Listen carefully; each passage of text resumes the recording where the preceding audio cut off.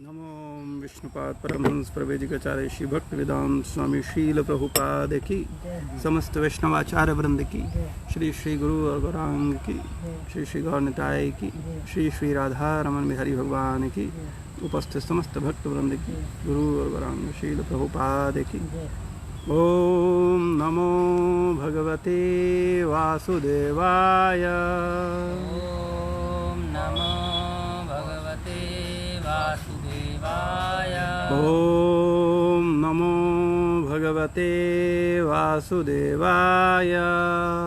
ओम नमो भगवते वासुदेवाय। ओम नमो भगवते वासुदेवाय। ओम नमो भगवते वासुदेवाय। हरे कृष्णा। तो आप सभी भक्तों का ऑनलाइन भगवद गीता कक्षा में स्वागत है। आज हम लोग श्रीमद् भगवद गीता अध्याय 10 श्लोक संख्या 9 पर चर्चा करेंगे। तो आप लोग हमारे साथ साथ बोलिए।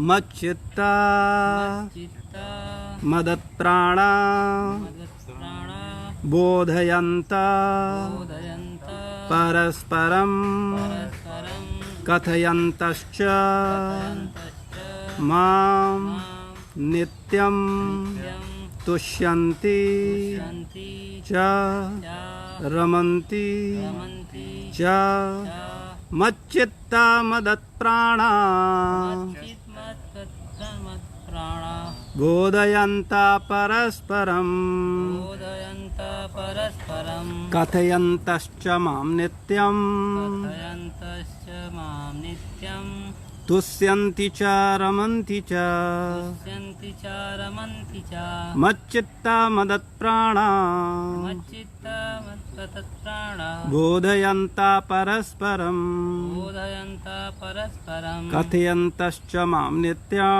कथयन्तश्च मां नित्यं तुष्यन्ति च रमन्ति च। तुष्यन्ति च रमन्ति च। शब्दार्थ। मच्चित्ता जिनके मन मुझ में रमे हैं, मत गत प्राणा जिनके जीवन मुझ में अर्पित हैं, बोधयंता उपदेश देते हुए, परस्परम एक दूसरे से आपस में, कथयंता बातें करते हुए, च भी माम मेरे विषय में, नित्यम निरंतर, तुष्यंति प्रसन्न होते हैं, च भी रमंति दिव्य आनंद भोगते हैं, च भी। इस श्लोक का अर्थ तात्पर्य शील प्रभुपाद जी के द्वारा। शील प्रभुपाद की जय। मेरे शुद्ध भक्तों के विचार मुझ में वास करते हैं, उनके जीवन मेरी सेवा में अर्पित रहते हैं और वे एक दूसरे को ज्ञान प्रदान करते तथा मेरे विषय में बातें करते हुए परम संतोष तथा आनंद का अनुभव करते हैं। तात्पर्य। यहाँ जिन शुद्ध भक्तों के लक्षणों का उल्लेख हुआ है वे निरंतर भगवान की दिव्य प्रेमा भक्ति में रमे रहते हैं। उनके मन कृष्ण के चरण कमलों से हटते नहीं, वे दिव्य विषयों की ही चर्चा चलाते हैं। इस श्लोक में शुद्ध भक्तों के लक्षणों का विशेष रूप से उल्लेख हुआ है। भगवत भक्त परमेश्वर के गुणों तथा उनकी लीलाओं के गान में अहर्निश लगे रहते हैं। उनके हृदय तथा आत्माएं निरंतर कृष्ण में निमग्न रहती हैं और वे अन्य भक्तों से भगवान के विषय में बातें करने में आनंदानुभव करते हैं। भक्ति की प्रारंभिक अवस्था में वे सेवा में ही दिव्य आनंद उठाते हैं और परिपक्वावस्था में वे ईश्वर प्रेम को प्राप्त होते हैं। जब वे इस दिव्य स्थिति को प्राप्त कर लेते हैं तब वे उस सर्वोच्च सिद्धि का स्वाद लेते हैं जो भगवत धाम में प्राप्त होती है। भगवान चैतन्य दिव्य भक्ति की तुलना जीव के हृदय में बीज बोने से करते हैं। ब्रह्मांड के विभिन्न लोकों में असंख्य जीव विचरण करते हैं। इनमें से कुछ ही भाग्यशाली होते हैं जिनकी शुद्ध भक्त से भेंट हो पाती है और जिन्हें भक्ति समझने का अवसर प्राप्त हो पाता है। यह भक्ति बीज के सदृश है। यदि इसे जीव के हृदय में बो दिया जाए और जीव हरे कृष्ण मंत्र का श्रवण और कीर्तन करता रहे तो बीज अंकुरित होता है। जिस प्रकार की नियमित सींचते रहने से वृक्ष का बीज फलता है, भक्ति रूपी आध्यात्मिक पौधा क्रमशः बढ़ता रहता है। जब तक यह ब्रह्मांड के आवरण को भेद कर ब्रह्म ज्योति में प्रवेश नहीं कर जाता, ब्रह्म ज्योति में भी यह पौधा तब तक बढ़ता जाता है जब तक उस उच्चतम लोक को नहीं प्राप्त कर लेता जिसे गोलोक, वृंदावन या कृष्ण का परम धाम कहते हैं। अंतोगत्वा यह पौधा भगवान के चरण कमलों की शरण प्राप्त कर वहीं विश्राम पाता है।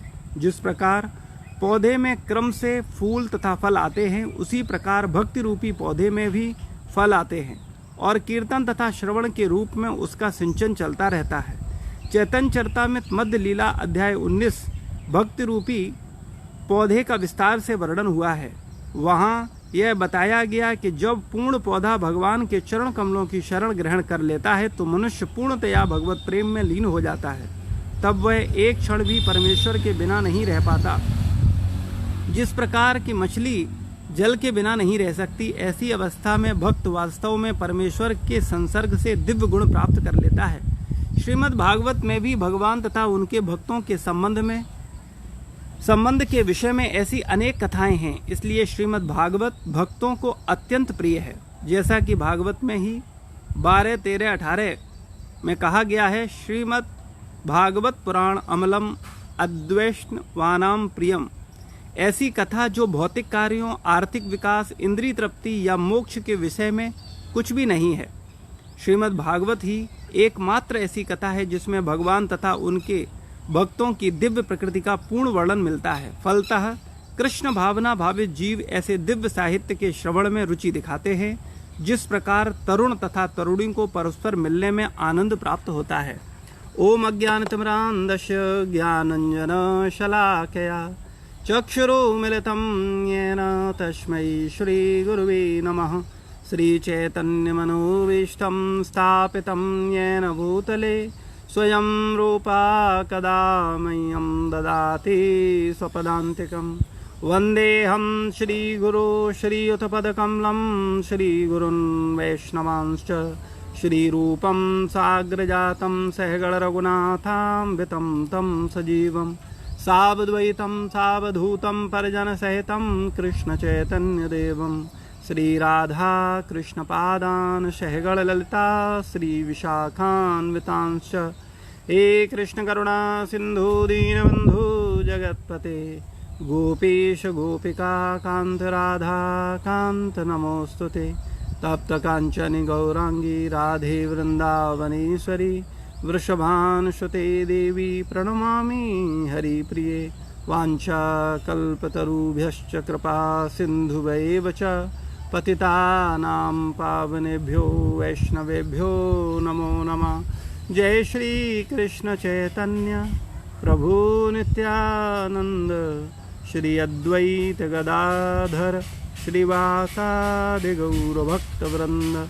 हरे कृष्णा कृष्णा कृष्णा हरे हरे, हरे राम राम राम हरे हरे। नमो विष्णुपादाय कृष्णपृष्ठाय भूतले श्रीमते भक्तिवेदांत स्वामीति नामने।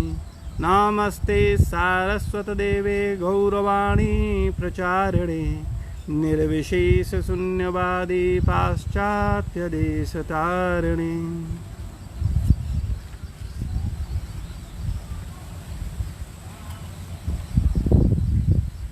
हरे कृष्णा। तो ये श्रीमद् भगवद गीता के बड़े महत्वपूर्ण 4 श्लोक हैं जिनमें पूरी भगवद गीता का सार है।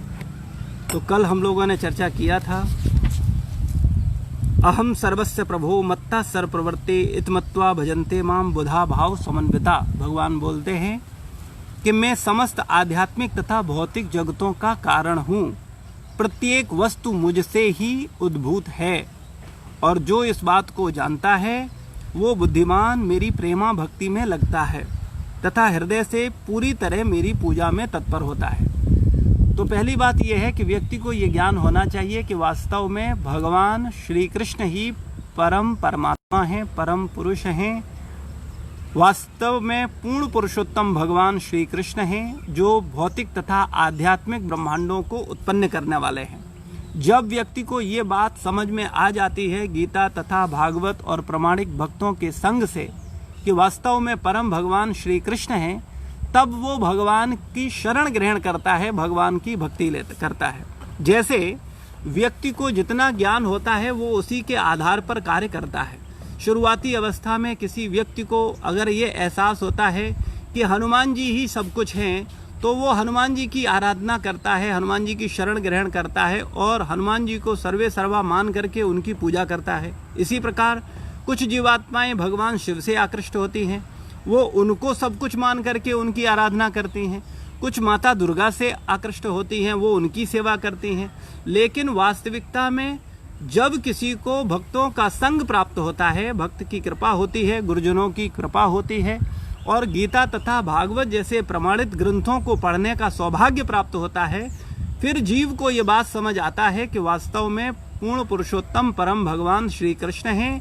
ब्रह्मा, शिव, दुर्गा ये सब भगवान के दास तथा दासियां हैं, इनके सेवक हैं, इनके भक्त हैं। जब व्यक्ति को ये एहसास होता है, फिर वो भगवान कृष्ण की शरण ग्रहण करता है और उनका भक्ति करता है, उनसे प्रेम करता है, उनकी सेवा करता है। तो व्यक्ति को पहले ये बात का पता होना बहुत आवश्यक है कि वास्तव में पूर्ण पुरुषोत्तम भगवान श्री कृष्ण हैं, परमात्मा भगवान श्री कृष्ण हैं। जब उसको ये ज्ञान होगा, फिर वो भगवान से आकृष्ट होगा, भगवान की शरण लेने की कोशिश करेगा। आज का जो श्लोक है उसमें भगवान बोल रहे हैं कि मेरे शुद्ध भक्तों के विचार मुझ में वास करते हैं। मत चित्ता मदत प्राणा। भक्तों का जो चित्त है, जैसे संसारी व्यक्ति का चित्त संसार में लगता है। संसार में दो चीजें बहुत अधिक व्यक्ति के चित्त को चुराती हैं या व्यक्ति के चित्त को अपनी ओर आकर्षित करती हैं। पहला है संसार का धन, दूसरा है स्त्री। तो स्त्री तथा धन की ओर व्यक्ति का ध्यान बहुत अधिक जाता है, उसका चित्त बार बार धन की ओर जाता है कि वो धन अर्जन करे, बार बार उसका चित्त जाता है कि वो स्त्री से संबंध स्थापित करे। तो इस तरह व्यक्ति जो संसारी चेतना वाला व्यक्ति है, वो संसार में ही उसका चित्त जाता है, धन तथा स्त्री की ओर। लेकिन जब व्यक्ति भगवान का भक्त होता है तो उसका चित्त भगवान की ओर जाता है। वो भगवान के विषय में बार बार सोचता है, वो भगवान के विषय में जानना चाहता है, वो भगवान की सेवा करना चाहता है, वो भगवान की छोटी से छोटी बात को जानना चाहता है कि वास्तव में भगवान क्या हैं, उनकी क्या लीलाएं हैं, वो कैसे अपने भक्तों के साथ प्रेम का आदान प्रदान करते हैं और उनके विषय में चर्चा करके उसको दिव्य आनंद की अनुभूति होती है। जैसे एक संसारी व्यक्ति को, एक विषयी व्यक्ति को स्त्रियों की चर्चा करने में बड़ा आनंद आता है, जैसे लोभी व्यक्ति को धन की चर्चा करने में बड़ा आनंद आता है, बड़ा उसे सुख मिलता है कि अभी मेरे पास इतना धन है, अभी मैं और धन कमाऊंगा, फिर मेरे पास इतना धन हो जाएगा, और वो ये सोच सोच करके बड़ा अंदर ही अंदर आह्लादित होता है, सुखी होता है और उसको लगता है कि वास्तव में जैसे ये धन उसको कभी छोड़ेगा नहीं या वो कभी धन को नहीं छोड़ेगा। ऐसा अज्ञानता का भाव रखते हुए वो धन तथा स्त्रियों की ओर आकर्षित रहता है। चूंकि सांसारिक चेतना में भगवान के भक्तों का संग प्राप्त होता है, जब वास्तव में भगवान की कृपा प्राप्त होती है तब व्यक्ति अपने चित्त को भगवान में लगाता है। मत चित्ता, उसका चित्त भगवान में लग जाता है और भगवान का चिंतन ही उसके जीवन का मूल लक्ष्य बनता है। वो भगवान के विषय में जानना चाहता है। जब हम किसी से प्रेम करते हैं, जब हम किसी के शरणागत होते हैं, तो हम उसका सानिध्य अधिक से अधिक प्राप्त करना चाहते हैं। जैसे कोई व्यक्ति धन से अधिक आकर्षित रहता है तो वो धन ज़्यादा से ज़्यादा चाहता है कि ज़्यादा से ज़्यादा धन उसके पास रहे, या कोई स्त्री या पुरुष से आकर्षित है तो वो स्त्री या पुरुष चाहता है कि ये पुरुष या ये स्त्री मेरे पास रहे, ज़्यादा से ज़्यादा हम इसका संग कर सकें। लेकिन जब व्यक्ति भगवान से आकृष्ट होता है, भगवान से प्रेम करता है, तब व्यक्ति भगवान के सानिध्य चाहता है। अब भगवान का सानिध्य वर्तमान परिस्थिति में साक्षात जीव को जब नहीं मिलता तो वो भगवान की लीलाएं, भगवान की कथा, भगवान के गुणगान, भगवान के भक्त, इनका संग करके वो भगवान की प्राप्ति करता है, भगवान को जानता है, भगवान को समझता है। तो ये भक्तों का लक्षण है। जो भक्त हैं वो उनका चित्त, उनका मन संसार में नहीं लगता, वो भगवान में लगता है। संसार में रहते सांसारिक कार्यकलाप करने पड़ते हैं, लेकिन उसका चित्त, उसका हृदय भगवान में रहता है। वो भगवान का चिंतन करता है, वो भगवान की सेवा की प्लानिंग करता है कि कैसे भगवान का सेवा किया जाए, कैसे भगवान का प्रचार किया जाए, कैसे भगवान का मंदिर बनाया जाए, कैसे भगवान के उत्सव किए जाएं, कैसे भगवान के भक्तों का संग किया जाए, भक्तों का दर्शन किया जाए, भगवान का दर्शन किया जाए। तो उसका चूंकि चित्त भगवान में लगा है, इसलिए वो भगवान को प्राप्त करने के लिए विभिन्न विभिन्न प्रकार से प्रयास करता है। आगे बोलते हैं भगवान, बोधयंता परस्परम। और बोधयंता परस्परम का मतलब है कि बोधयंत मतलब उपदेश देते हैं, परस्परम मतलब एक दूसरे को, और वो एक दूसरे को उपदेश देने में बड़ा आनंद का अनुभव करते हैं। जैसे 4 कुमार हैं, उन 4 कुमार ब्रह्मा जी के जो पुत्र हैं, वो 4 कुमार क्या करते हैं, पहले एक वक्ता बन जाता है तो 3 श्रोता बनते हैं, फिर उन 3 में से कोई एक वक्ता बन जाता है, फिर दूसरे 3 श्रोता बनते हैं, और भगवान की कथा का निरंतर चर्चा करते रहते हैं। इसी प्रकार से हम देखते हैं शिवजी तथा पार्वती, पति पत्नी का एक उदाहरण दे सकते हैं। एक आदर्श गृहस्थ भगवान शिव हैं। अगर कोई वास्तव में गृहस्थ जीवन में प्रवेश करता है या गृहस्थ जीवन जीता है तो उसके आदर्श भगवान शिव होने चाहिए, यानी महान भक्त वैष्णवा नाम यथा शंभु, महान वैष्णव शिव होने चाहिए। और शिव जी क्या करते हैं, वो अपनी पत्नी के बीच में या पत्नी से धन, स्त्री, संसार, नाम, ख्याति, सांसारिक विषयों की चर्चा नहीं करते। वो अपनी पत्नी के साथ हमेशा भगवान कृष्ण का गुणगान करते हैं। तो ये भक्तों का लक्षण है। भक्त जब भी मिलते हैं तो उनके बीच में उनके चर्चा का केंद्र बिंदु भगवान रहता है और भगवान के प्रतिनिधि गुरु रहते हैं। जब भी 2 भक्त, वास्तविक भक्त, शुद्ध भक्त या भक्ति करने वाले भक्त इसलिए बोल रहे हैं, कुछ भक्त होते हैं जो भक्ति नहीं करके और सब कुछ करते हैं, लेकिन जो भक्ति करने वाले भक्त हैं या भगवान के प्रति शरणागत भक्त हैं, उनकी चर्चा का केंद्र बिंदु भगवान तथा गुरु रहते हैं, और वो उनके विषय में उनका गुणगान करते हुए बड़ा आनंद का अनुभव करते हैं। उनको द्वेष नहीं होता भगवान की चर्चा करने में, उनको आनंद मिलता है। भगवान की विषय में बातचीत करने में उनको आनंद मिलता है। जैसे हम संसारी लोग, हम लोग जब भक्तों के संग करते हैं तो हम अपना गुणगान करते हैं, हम अपनी तारीफ करते हैं, हम अपने विषय में बताते हैं, मैंने ऐसा किया, मैं ये कर रहा हूँ, मैं अब ये करने वाला हूँ। लेकिन जब भक्त मिलते हैं तो वो भगवान का गुणगान करते हैं, वो वैष्णवों का गुणगान करते हैं, वो गुरुजनों का गुणगान करते हैं, और उनका गुणगान करने में उनको बड़ा आनंद मिलता है। और ऐसा वो बिना किसी द्वेष के करते हैं। कोई भक्त वक्ता बन जाता है, जब वक्ता बनता है तो उसको वक्ता का अहम नहीं होता कि मैं वक्ता हूँ, मैं बड़ा श्रेष्ठ हूँ। और जब श्रोता होता है तो वो श्रोता में अपने को हीन नहीं मानता कि मैं तो सुन रहा हूँ। भगवान की चर्चा भगवान के विषय में सुना जाए या भगवान के विषय में बोला जाए, समान लाभ देने वाला है। ऐसा नहीं है कि भगवान की कोई कथा करता है या भगवान का गुणगान करता है तो वो ज़्यादा पुण्य कमा रहा है और जो सुन रहा है उसे थोड़ा कम पुण्य मिलेगा, ऐसा नहीं है। बराबर समान अधिकारी हैं। श्रवण और कीर्तन ये नवधा भक्ति के प्रमुख अंग हैं। श्रवण तथा कीर्तन जब हम वास्तव में सही भाव से, गहराई से, गंभीरता से, ईमानदारी से, कपट को त्याग करके सत्संग करते हैं, श्रवण कीर्तन करते हैं, तो उसके प्रभाव बड़े पवित्र आते हैं और हमारा चित्त शुद्ध होता है। तो भगवान बोलते हैं कि जो भगवान के भक्त हैं, पहला कंडीशन बोलते हैं मत चित्ता, उनके मन मेरे में लगे रहते हैं। मदत प्राणा, उनके जीवन मुझ में अर्पित होते हैं। जैसे सांसारिक प्राणी संसार के लिए समर्पित होता है, वो अपनी पत्नी, बच्चों के लिए, अपने छोटे से घर के लिए समर्पित होता है, वो उसके लिए कुछ भी करने को तैयार, यहाँ तक कि पाप भी करता है, चोरी भी करता है, चीट भी करता है, धोखा भी देता है, लेकिन पाप करके, धोखा देके किसी भी तरह से वो सोचता है कि वो या उसका परिवार सुखी हो जाए। लेकिन वास्तविकता में जो भगवान के भक्त हैं, वो भगवान को सुखी करने के लिए, भगवान के भक्तों को सुखी करने के लिए उनका जीवन लक्ष्य होता है। सांसारिक मानसिकता और आध्यात्मिक मानसिकता का मूल बिंदु ये है, सांसारिक व्यक्ति संसार को आनंद देना चाहता है या सांसारिक संबंधों को प्राथमिकता देता है, उनको आनंद देता है, और जो आध्यात्मिक व्यक्ति है वो भगवान को आनंद देता है, वो भगवान के भक्तों को आनंद देता है। ये मूल भेद है भक्त तथा भौतिकवादी में। अगर कोई भक्त है तो उसके जीवन का लक्ष्य भगवान को आनंद देना और भगवान के भक्तों को आनंद देना होना चाहिए। और भक्तों को आनंद कैसे मिलता है? भक्तों को आनंद मिलता है भगवान की कथा श्रवण करने से, भगवान का गुणगान करने से, भगवान का नाम जप करने से। भक्तों को आनंद उनका इंद्रिय तृप्ति करने से नहीं मिलता है। भक्तों को आनंद मिलता है भगवान की सेवा करने से, भगवान की चर्चा करने से। तो जब जिनके जीवन भगवान के प्रति समर्पित हैं, जिनके चित्त भगवान में लगे हुए हैं, ऐसे भक्तों का जब हम संग करते हैं तो बड़ा आनंद होता है, बड़ा सुख मिलता है। बोधयंता परस्परम, और भगवान के विषय में चर्चा करते, आपस में बातें करते हुए बड़े आनंद का अनुभव करते हैं भक्त।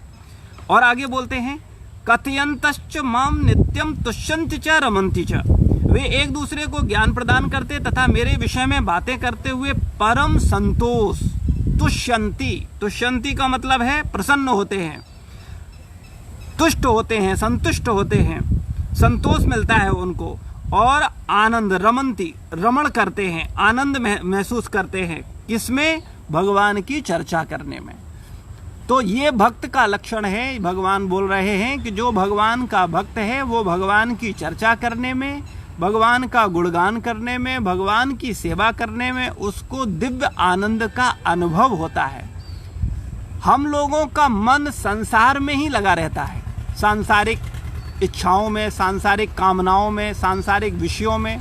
लेकिन जो भगवान का भक्त है उसका मन भगवान की सेवा में लगा होता है। वो भगवान के विषय में सोचता है, भगवान का कैसे सेवा किया जाए, हम भगवान के लिए क्या कर सकते हैं, हम कैसे भगवान के नज़दीक जा सकते हैं, हम कैसे भगवान तथा भक्तों का सेवा कर सकते हैं।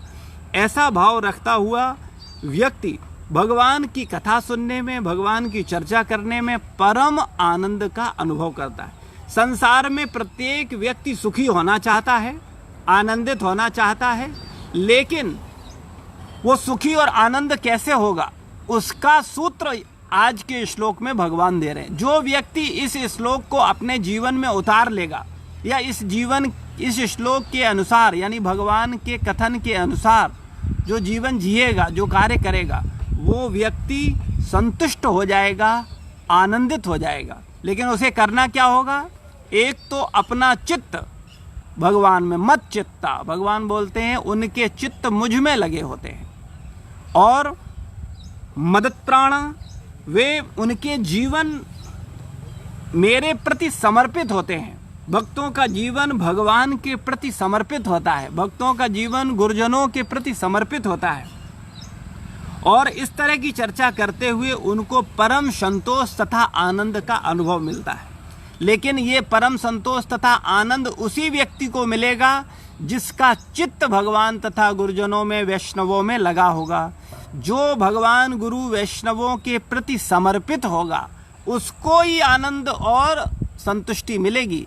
जो व्यक्ति अपनी ही भौतिक कामनाओं में, अपनी ही इंद्रिय तृप्ति में, अपने ही सुख की कामना करता हुआ, अपने ही कुछ गणित लगाता हुआ, अपने जीवन को विषय में चिंतन करता हुआ जो व्यक्ति लगा रहता है, उस व्यक्ति को न तो आनंद मिलेगा और न उसे संतुष्टि मिलेगी। तो भगवान के आदेश को हम लोगों को एज इट इज स्वीकार करना होगा, फिर उसके सुंदर परिणाम आएंगे। श्रील प्रभुपाद जी इसके तात्पर्य में हमको बताते हैं चैतन्य चरितामृत से कि चैतन्य चरितामृत में वर्णन है, ब्रह्मांड भ्रमते कौन भाग्यवान जीव, गुरु कृष्ण प्रसादे पाए भक्ति लता बीज। इस ब्रह्मांड में बहुत सारे जीव हैं, छोटे से क्षेत्र में, छोटे से स्थान में करोड़ों जीवात्माएं हैं, छोटे से स्थान में। और अगर ये ग्रह की बात करी जाए, पृथ्वी की बात की जाए, तो कितनी जीवात्माएं हैं, कितने मनुष्य हैं, कितने पशु हैं, कितने पक्षी हैं, कितने कीट हैं, कितने जीवाणु हैं, कितने कीटाणु हैं, आप सोच नहीं सकते। अनंत, एक पृथ्वी की बात कर रहे हैं और ऐसे अनंत ग्रह हैं।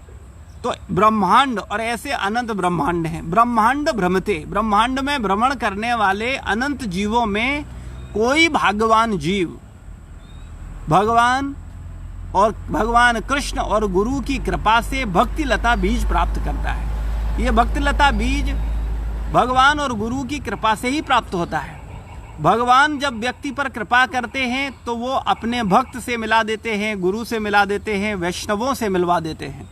और जब वो भक्तों का, गुरु का, वैष्णवों का संग करता है तो गुरुजन उसको भक्ति लता बीज देते हैं, और वो भक्ति लता बीज को जब उसके हृदय में गुरुजनों द्वारा बोया जाता है, फिर उस बीज का श्रवण और कीर्तन द्वारा उसका सेवा किया जाता है। फिर श्रवण और कीर्तन के सिंचन से वो भक्ति लता बीज का विकास होता है, और वो भक्ति लता धीरे धीरे उस विस्तार पाती है, और वो भगवान के चरण कमलों में आश्रय पाती है। यानी जीव का मूल लक्ष्य है भगवान के चरण कमलों की शरण ग्रहण करना, भगवान से प्रेम करना, भगवान के शरणागत होना।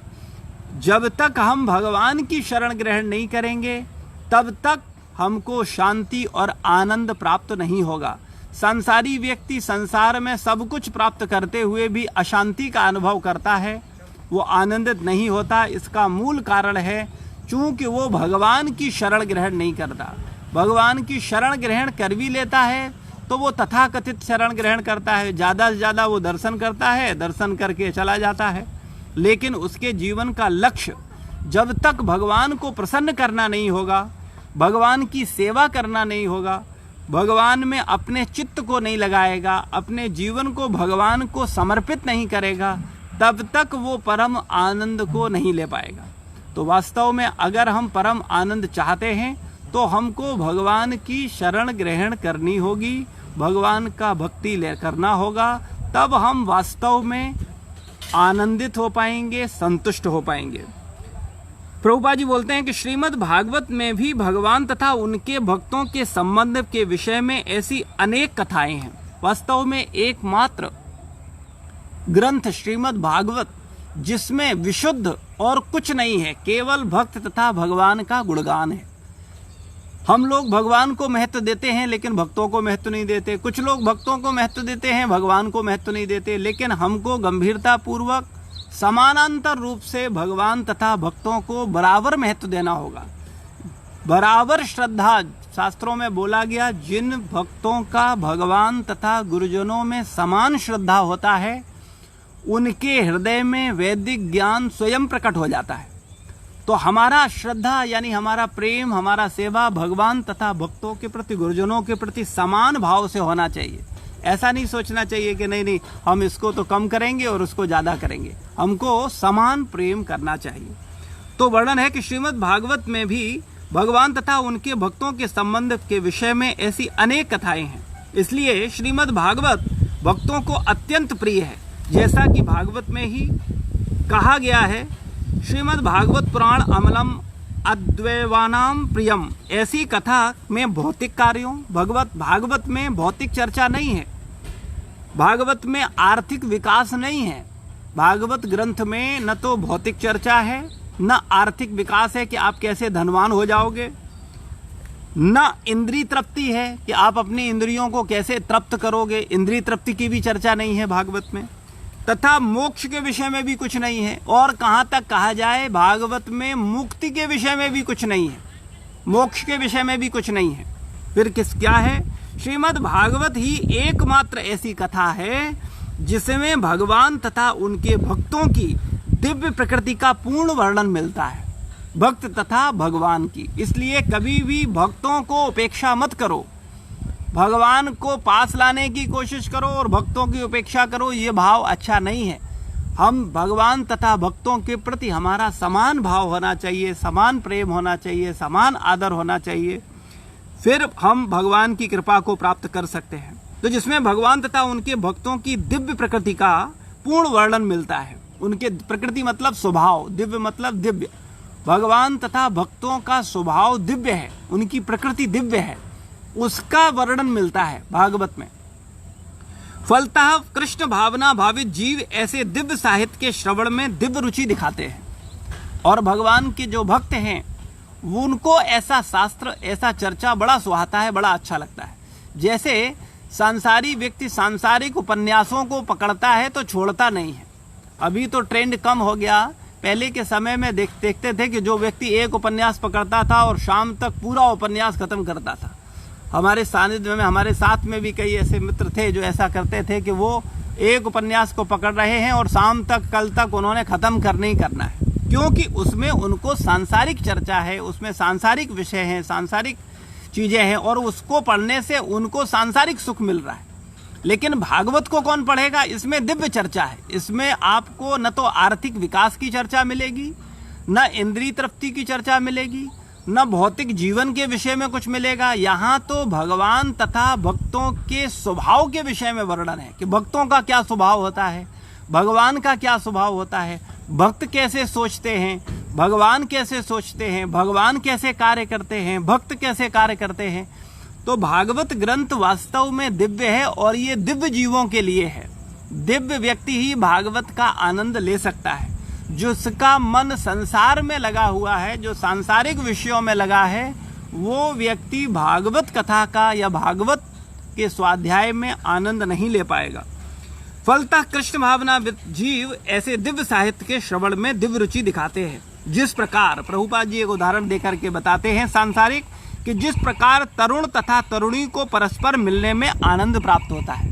जैसे युवा पुरुष या युवा स्त्री जब मिलते हैं तो उनको जो सुख प्राप्त होता है, सांसारिक सुख, ऐसा सुख भक्तों को प्राप्त होता है जब वो भगवान के विषय में चर्चा सुनते हैं।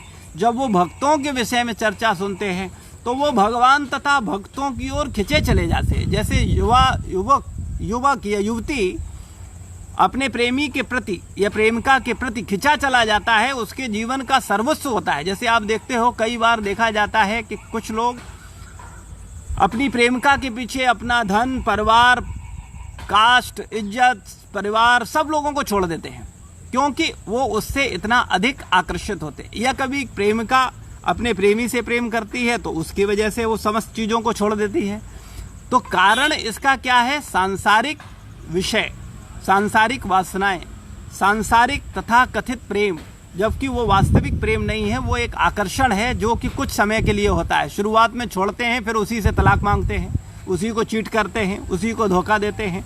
तो कहने का मतलब है, संसार में तो ये भ्रम है कि व्यक्ति को लगता है कि वो अगर ये स्त्री मिल जाएगी तो सुखी हो जाएगा, ये पुरुष मिल जाएगा तो सुखी हो जाएगा, लेकिन वास्तविकता इससे हटके है।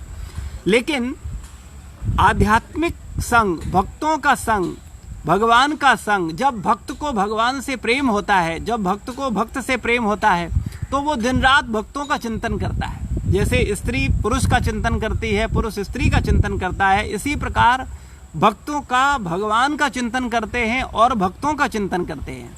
और वो भक्तों का संग प्राप्त करने के लिए लालायित रहते हैं। उनको अच्छा नहीं लगता कहीं सांसारिक चर्चाएं, सांसारिक लोग, सांसारिक दिखावा, सांसारिक झूठ, सांसारिक कपट उनको पसंद नहीं आता। वो भगवान तथा भगवान के भक्तों को हमेशा संग करने का प्रयास करते हैं कि कैसे हम भगवान तथा भक्तों का संग करें।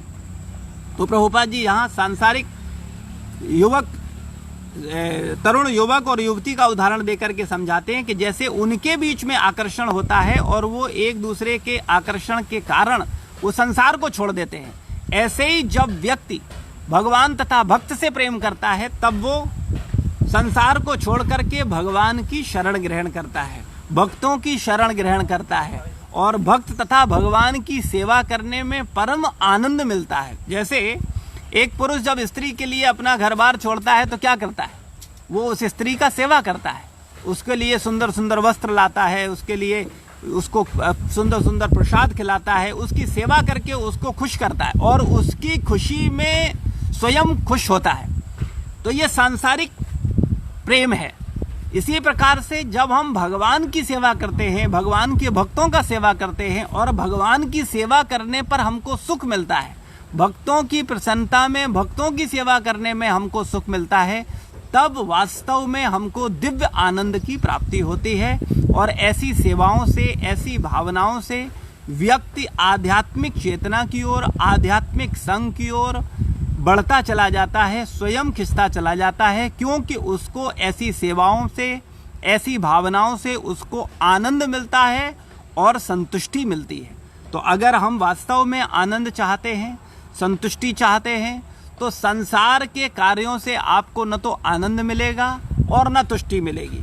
संसार के विषय में ज़्यादा कुछ बताने का ज़रूरत हमको नहीं है। आप सब अपना अपना जीवन जितने साल के हो, 35 साल का होगा, कोई 50 का होगा, कोई 60 का होगा, तो जो जितनी उम्र का है उसको उतनी उम्र का संसार का अनुभव है, और वो जानता है कि संसार में कितना सुख है और कितना सुख उसे मिला है या कितना सुख और मिलने की उम्मीद है। लेकिन जब वो भक्तों का संग करता है सही भावना से, भक्तों के संग में, अगर भक्तों का संग सही भावना से नहीं होगा, अगर भक्तों के संग करना हमको नहीं आएगा, तो हम भक्तों से आनंद नहीं ले सकते, हम संतुष्ट नहीं हो सकते। हमको संग करना आना चाहिए। जैसे परिवार में कोई व्यक्ति अगर गृहस्थ जीवन में जाना चाहता है तो उसको पत्नी बच्चों का कैसे ध्यान रखना है, या पत्नी को पति का, बच्चों का, के परिवार का कैसे ध्यान रखना है, ये उसको आना चाहिए। और अगर उसको नहीं पता है तो वो ज़्यादा समय तक पति और परिवार के साथ नहीं रह सकती, वो तलाक लेकर के बाहर चली जाएगी। ऐसे ही जब भक्तों के समाज में अगर भक्तों को रहना नहीं आता, उनका संग करना नहीं आता, उनका सेवा करना नहीं आता, उनको उनकी भावनाओं में रहना नहीं आता, तो ज़्यादा समय तक व्यक्ति भक्तों के संग में नहीं रह सकता। वो दोष देखेगा, वो बुराई करेगा, वो भक्तों के बीच में आकर के भी व्यर्थ की चर्चा करेगा। भगवान का गुणगान, भक्तों के गुणगान के अलावा वो अपना गुणगान करेगा, या जिस भक्त को पकड़ेगा उसका गुणगान करेगा, क्योंकि उसका गुणगान करने से फायदा उसको ये मिलेगा कि वो उसका करेगा तब वो उसका करेगा। तो एक दूसरे की अहंकार की तुष्टि करने से व्यक्ति को आनंद प्राप्ति नहीं होती। ये आनंद तो संसार में लोग रह ही रहे हैं। सांसारिक भावना क्या है? सांसारिक भावना यही है। लेकिन चूंकि व्यक्तियों का जीवन भर का सांसारिक अनुभव है, इसलिए जब वो भक्तों के समाज में आते हैं तब भी वो उसी भावना, उसी चेतना, उन्हीं विचारों में रहते हैं। इसलिए वो परम आनंद और संतुष्टि का अनुभव नहीं कर पाते। लेकिन जैसा कि भगवान बोल रहे हैं, अगर किसी भक्त के चित्त भगवान तथा भक्तों में लगा हो, अगर कोई भक्त भगवान तथा भक्तों के प्रति पूर्णतया समर्पित हो, अगर कोई भक्त ऐसा भावना रखता है, तो निश्चित रूप से उसको भगवान तथा भक्तों की चर्चा करने में आनंद मिलेगा, उनकी सेवा करने में आनंद मिलेगा, और वो व्यक्ति तुष्ट होगा, संतुष्ट होगा और परम आनंद को प्राप्त करेगा। और ऐसी भावना होने पर वो भागवत का भी रसास्वादन कर सकता है, भागवत को समझ सकता है, भागवत में प्रवेश कर सकता है और भागवत के अनुसार जीवन जी सकता है। शील प्रभुपाद की जय, गुरु महाराज की जय, समस्त भक्त वृंद की जय। किसी का कोई प्रश्न है, कोई जिज्ञासा है तो कमेंट बॉक्स में लिख सकते हैं, हम लोग उस पर चर्चा करेंगे। धन्यवाद। शील प्रभुपाद की जय।